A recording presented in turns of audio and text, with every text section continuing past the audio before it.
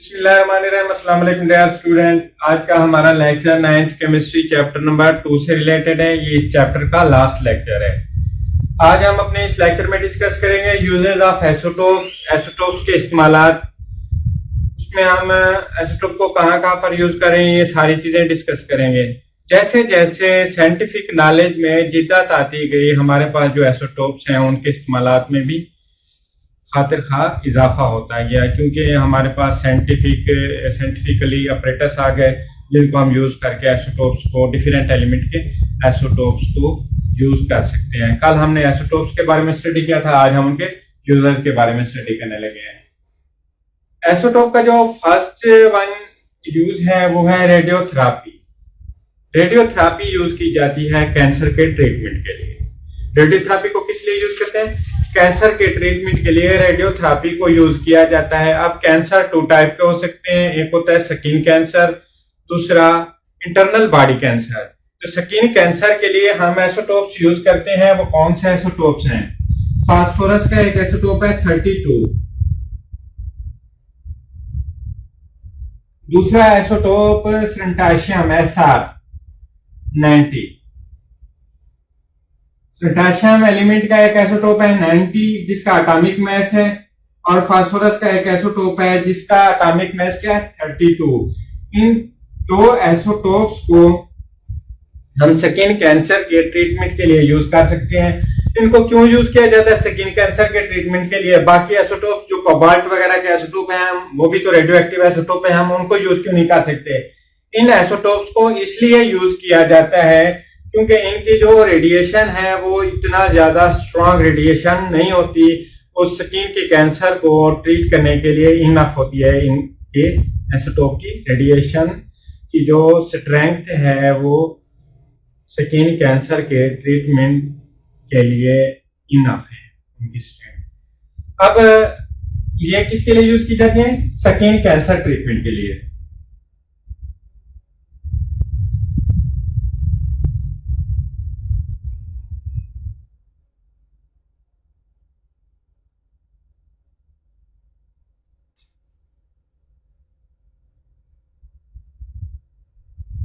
ये दो isotope use किए जाते हैं स्किन कैंसर के ट्रीटमेंट के लिए। अब इंटरनल बॉडी कैंसर को हम कैसे ट्रीट कर सकते हैं?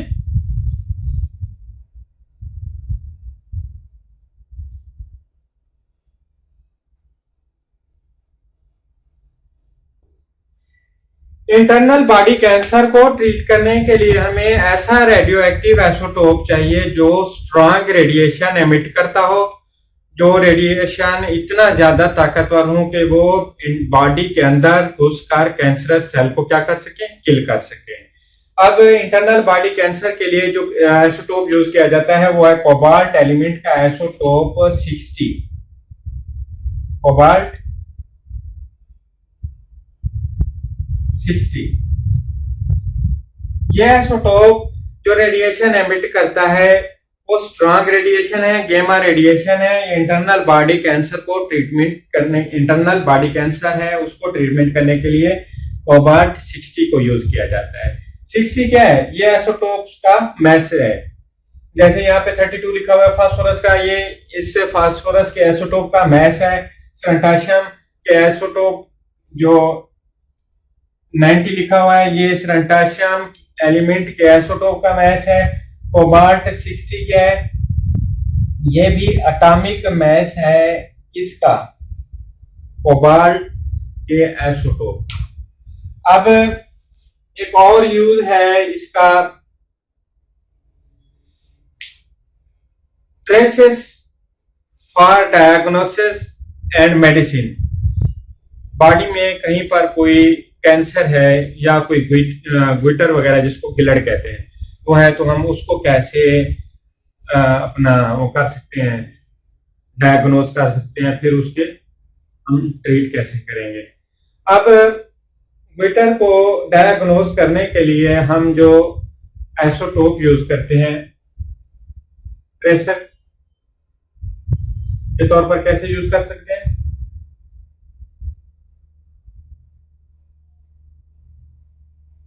तशखीस के लिए हम यूज कर रहे हैं एसोटोप को, क्या कर रहे हैं? तशखीस के लिए यूज कर रहे हैं, और फिर मेडिसिन में हम ये करते हैं कि हमारे पास जो मेडिसिन होती है जिसको हम कैंसर की तशखीस के लिए यूज कर रहे हैं, उसमें हम रेडियो एक्टिव आइसोटोप यूज करते हैं। वो रेडियो एक्टिव आइसोटोप हमें कैंसरस सेल या कैंसरस प्लेस को सर्च आउट करने में हमारी हेल्प करते हैं। अब हमारे पास एक आइसोटोप है आयोडीन। कौन सा? आयोडीन 131। ये आइसोटोप है आयोडीन का 131। इसको हम थायराइड ग्लैंड में जो गुइटर होती हैं, गिल्लर, उनको सर्च आउट करने में यूज करते हैं। और थर्ड यूज क्या है आइसोटोप का? आइसोटोप के हमने फर्स्ट 2 यूजेस डिस्कस कर लिए हैं। थर्ड यूज ये है आर्जियोलॉजिकल सर्वे या यूजेस। इसमें हम क्या करते हैं? आर्कियोलॉजिकल या जियोलॉजिकल सर्वे में हम ये करते हैं, हमारे पास जो फॉसिल फ्यूल्स हैं, एनिमल्स हैं या स्टोन्स हैं, हम उनकी जो एज है उसको डिटरमाइन करते हैं। फॉसिल फ्यूल्स तकरीबन 500 मिलियन ईयर एगो जो प्लांट्स या एनिमल्स वगैरह जमीन के अंदर किसी भी डिस्ट्रक्शंस की वजह से धंस गए थे, हमने उनकी लाइफ के बारे में डिटरमाइन करना है कि ये कितना टाइम पहले धंस गए थे जमीन के अंदर। लाजमी तो नहीं है 5 मिलियन ईयर को धंस गए, उससे पहले भी तो हो सकते हैं। हमने उन फॉसिल फ्यूल्स की क्या करनी है? एज की डिटर्मिनेशन करनी है, उनकी उम्र का अंदाजा लगाना है। तो हम कैसे लगा सकते हैं? हमारे पास जो एलिमेंट्स के क्या होते हैं, रेडियो एक्टिव आइसोटोप्स होते हैं, उनकी हाफ लाइफ डिटरमाइन करते हैं। क्या करते हैं?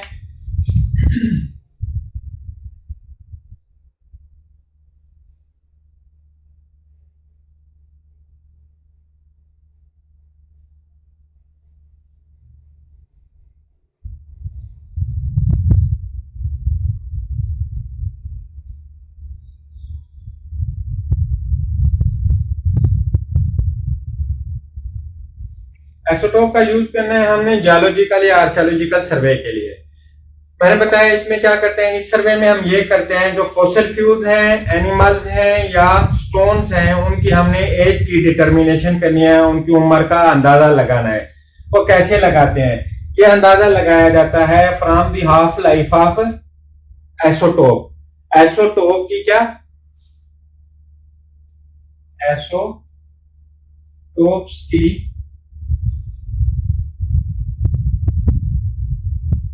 हाफ लाइफ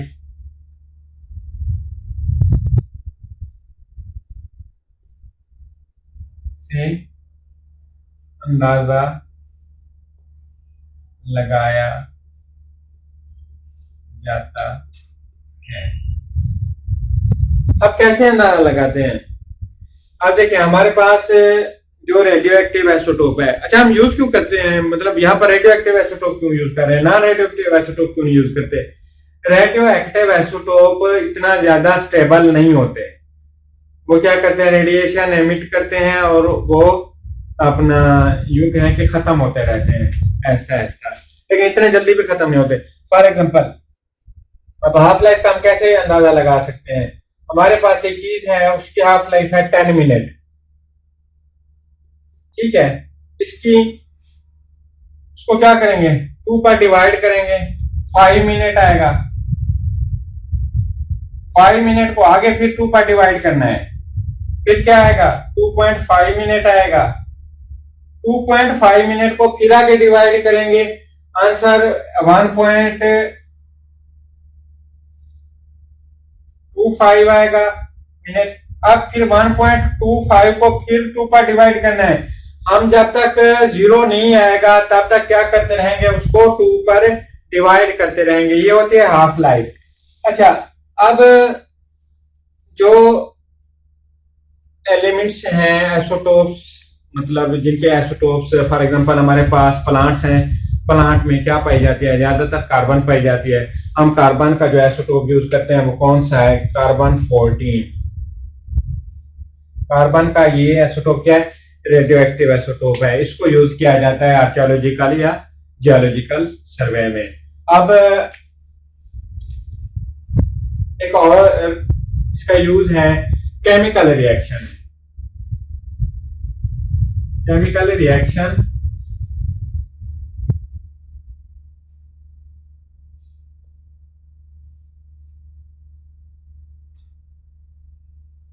या स्ट्रक्चर की मालूमात के लिए।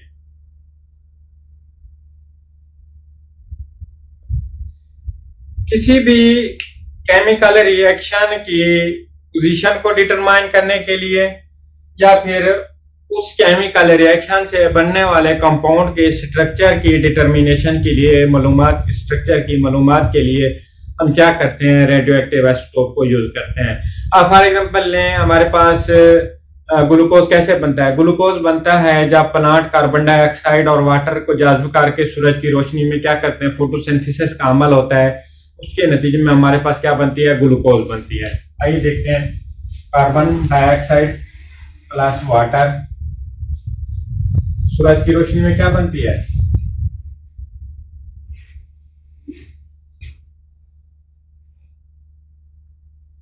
सूरज की रोशनी में ग्लूकोज बनता है C6H12O6। अच्छा, अब हमें क्या करना है, इस ग्लूकोज के स्ट्रक्चर की डिटरमिनेशन करनी है।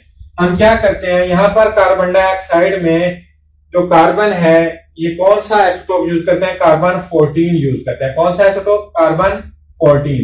ये रेडियो एक्टिव आइसोटोप है। इस रेडियो एक्टिव आइसोटोप की मदद से हम क्या करते रहते हैं, ये जो पूरा रिएक्शन हो रहा है, इस रिएक्शन की डिटरमिनेशन करते रहते हैं कि ये ग्लूकोज किन स्टेप से गुजर कर, मतलब ये कार्बन डाइऑक्साइड और वाटर जो जाज़ब हुए हैं, फोटोसिंथेसिस का अमल हो रहा है, वो किन स्टेप से गुजर कर हमें क्या दे रहे हैं, ग्लूकोज दे रहे हैं। और ये ग्लूकोज का स्ट्रक्चर क्या है, इसकी डिटरमिनेशन के लिए हम क्या करते हैं, रेडियो एक्टिव आइसोटोप्स को यूज करते हैं। अब एक और हमारे पास इसका यूज है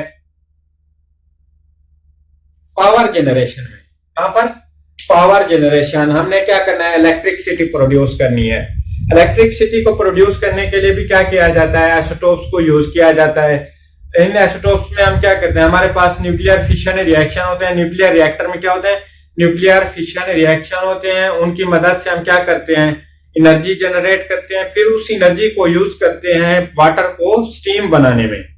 वो जो स्टीम है वो क्या करती है, वो स्टीम बन गई। स्टीम न्यूक्लियर रिएक्टर जो है उसमें टरबाइन को चलाने के काम आती है, जिससे हम क्या करते हैं, एनर्जी को यूज करके टरबाइन अपना स्टीम बनाते हैं। स्टीम किसकी बनेगी, पानी है हमारे पास, हमने उसको क्या करना है, हीट करना है। हीट करने के बाद हमारे पास क्या आएगी, स्टीम आएगी। वो स्टीम यूज होती है टरबाइन को चलाने में। अब ये जो टरबाइन है ये जनरेट करते हैं इलेक्ट्रिसिटी। अब हम देखते हैं इसका एक रिएक्शन है, वो देख लेते हैं किस तरह हम एनर्जी प्रोड्यूस कर रहे हैं। हमारे पास एक आइसोटोप है यूरेनियम का 235। ये इसका एटॉमिक मास है, ये इसका क्या है, 92 एटॉमिक नंबर है। हम क्या कर रहे हैं, हम इसके साथ बम्बार्ड करवाते हैं किस चीज को, न्यूट्रॉन को। अब जब ये न्यूट्रॉन यूरेनियम 235 के साथ क्या करता है, बम्बार्ड करता है, तो ये यूरेनियम का जो न्यूक्लियस है वो क्या होता है, ब्रेक होता है, टूटता है।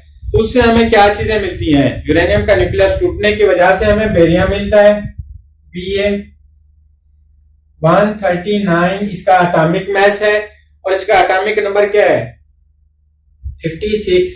साथ में और क्या चीज मिलती है हमें, क्रिप्टॉन Kr।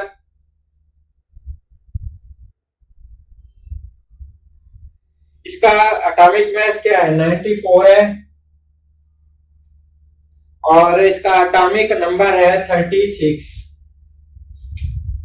प्लस साथ में न्यूट्रॉन आते हैं, 3 न्यूट्रॉन प्लस एनर्जी।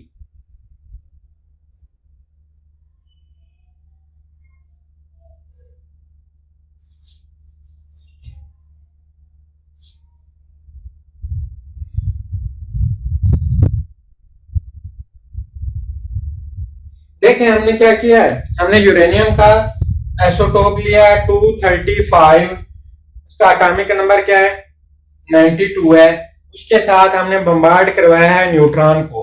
जब ये न्यूट्रॉन यूरेनियम के न्यूक्लियस के साथ आकर टकराया, यूरेनियम का न्यूक्लियस क्या हुआ, डिवाइड हुआ, टूटा। उसने क्या क्या बनाया, बेरियम बनाया और साथ में क्रिप्टॉन दिया, और इनके अलावा क्या मिला हमें, 3 न्यूट्रॉन एमिट हुए, प्लस एनर्जी भी खारिज हुई। अब ये जो एनर्जी खारिज हुई है, इस एनर्जी को यूज किया जाता है पावर जनरेशन में। कैसे यूज करते हैं, हमारे पास वाटर होता है, वाटर को हम क्या करते हैं, इस एनर्जी की मदद से स्टीम में कन्वर्ट करते हैं। स्टीम क्या करती है, स्टीम ड्राइव करती है, रन करती है किस चीज को, टरबाइन को। टरबाइन की मदद से इलेक्ट्रिसिटी प्रोड्यूस की जा रही है। ये एक सेफ यूज है एटॉमिक एनर्जी का, इसको हम नेशन की वेलफेयर के लिए यूज कर रहे हैं। आज के लिए इतना काफी है। इसके साथ हमारा ये अपना जो चैप्टर है, चैप्टर नंबर 2 9th केमिस्ट्री का, ये कंप्लीट हो गया है। कल इंशाल्लाह हम इस चैप्टर की कंप्लीट रिवीजन करेंगे, इसमें जो जो मेन पॉइंट्स हैं वो डिस्कस करेंगे इंशाल्लाह। अल्लाह हाफिज।